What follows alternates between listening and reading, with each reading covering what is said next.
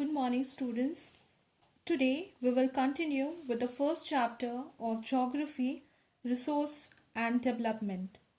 Today we will be dealing with soil, its formation and types of soil. So, first we will know that what is soil. Soil is the uppermost layer of the earth crust. Soil is a natural, abiotic, renewable resources. It contains organic and inorganic matter such as humus. Soil is an essential resource that supports a majority of plants, animals, life on the earth. Here it is telling that soil is the uppermost layer of the earth, that is the top layer of the land, or you can say the earth crust is called as the soil, and it is a loose material. It is not stubborn, it is a loose material. Soil is always be considered as the loose materials of the parent rocks or minerals. And soil is a natural, that is gifted by the nature, abiotic, that is non-living things, and renewable resources. That means soil can regain its fertility after a very long period of time. That is why it is called as renewable. That means it can regain its or regenerate its fertility after millions of years. It cannot be at a sudden. It takes a long time. If the soil becomes infertile or barren, it takes time to regain its fertility. So that is why it is being called as the renewable resource. It has the potential to regain its resource, or you can regenerate its energy or soil formation. So we will be seeing that. And soil is an essential resource that supports a majority of plants and animals life on the earth. Everyone knows that plants are grown on over the soil. It needs soil for the plantation, for the growth, and animals depend on the plants. So that is why soil is an essential resource for the plants and animals life on the earth.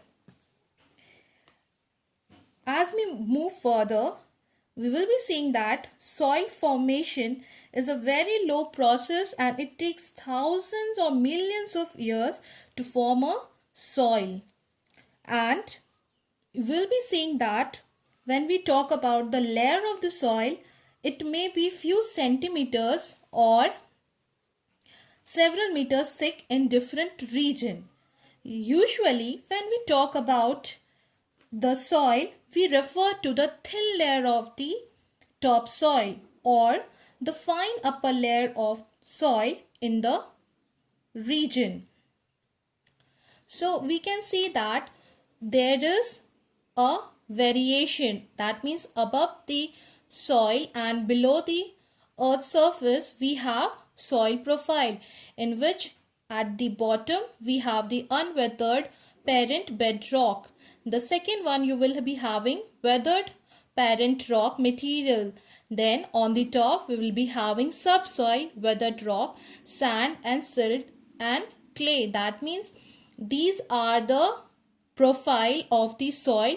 That means one is unweathered, one is weathered rock, and they are the fine particles. That means little bit finer than the other two divisions of the soil. And the other up one, that is the topsoil, that is the fine particles, and on which the plantation or agriculture is being done. That is an important, that is the topsoil, which contains humus, organic and inorganic matters, which helps to for the growth of plants and other areas for agriculture purposes. Now moving to the how the soil is being formed. A soil can be formed only when it is not being disturbed, but it is being seen that soils are formed by the weathering of the rocks and minerals, and also by natural agents such as climate, the change in the temperature, wind, glaciers and running water. Remember that soils are formed by the weathering of the rocks and minerals, and also by the natural agents. That means they are formed by the weathering of the rocks and minerals, but these natural agents, they act in the formation of soil, that is climate, change in the temperature, wind, glacier and running water. That means when the rocks are broken into smaller pieces, these natural agents erode and they break into more finer particles and lead in the formation of soil. Now we will be moving that what are the factors affecting soil formation.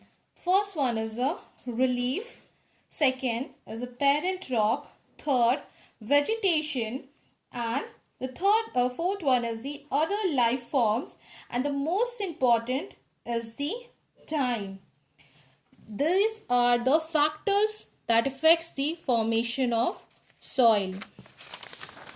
In a very simpler words, I can explain it again, that climate play an important role in formation of soil. So you can see that climate result in weathering of the rocks and form mineral soil, which result in the formation of soil. In the same way, climate influence different types of vegetation, plants, and that plants are dead and decay and they form the humus. So you can understand that we have learnt in the other bio chapters also that because of the dead decay of the plants, we get the residue as a humus, which helps in the soil fertility or regain the soil. So you can say climate plays an important role in influencing the soil formation. So climate influence types of vegetation, it decays and it forms the humus, and in the end result we get the soil. That means this affects, or you can say the formations are being done by the residue getting the end result as the soil. The next point is that chemical and organic changes also play an important role in the soil formation. That means here chemicals, that means whatever the chemicals or biochemicals is done on the land, that decays the some plants and sometimes insects or bacteria, and it decays it on the soil, which result in the nitrogen, and it adds the fertility to the soil. That means this chemical and organic changes also plays an important role in the soil formation. Now moving to the physical and chemical properties. Based on their physical and chemical properties, age, texture, color, soil is classified into different types. So we are moving that to the types of soil in India. We have got alluvial soil, black soil, red and yellow soil, laterite soil, arid soil, forest and mountain soil. These are the soils which are found in India, and these are very important for the agriculture purpose. And you will be also seeing or learning that these soils are good for many of the regions and very ideal for the crops in many other regions found, and we'll be also seeing that there are reasons where we are getting these types of soils. In this map you can see that it is talking about the forest and mountain. That is, we have seen from the which region, Jammu and Kashmir up to some parts of Arunachal Pradesh. Alluvial soil we have seen from Gujarat and some parts of Rajasthan, and then from Punjab up to the, here it will be Assam region to West Bengal, then the deltas of Mahanadi, Godavari, Krishna, Kaveri. Can you see that? The green color, light green color. So these are the regions where we are getting the alluvial soil. The red and yellow soil is found in the Deccan region, some parts of the southern hemisphere. You can see here, these are the red one, and in this part of the northeastern side also we are getting the red and yellow soil. Black soil is found in this region, that is in Maharashtra, in some parts of Madhya Pradesh, some parts of Gujarat. Can you see here? So these are the soils which are being found in this region. Now moving to the laterite soil. This soil is found very less in some of the regions, very in less quantity. Can you see this? Here it has been shown in the Kerala side, in some parts of this Maharashtra and Kerala, then Goa areas it has been seen. Then here you have some areas of Meghalaya regions are being seen, and this regions also, that is, you have half parts of Madhya Pradesh and half parts of, you have Gujarat region, and then arid, that is founded only in the Gujarat, Gujarat, in Rajasthan region. So this is all about the soil which is found in India. These are the major soil types which is found in India. In the next class, we'll be dealing all the types of soils found in India and where it is located, and what is the ideal condition for the growth, and what is the characteristics of each soil. Thank you.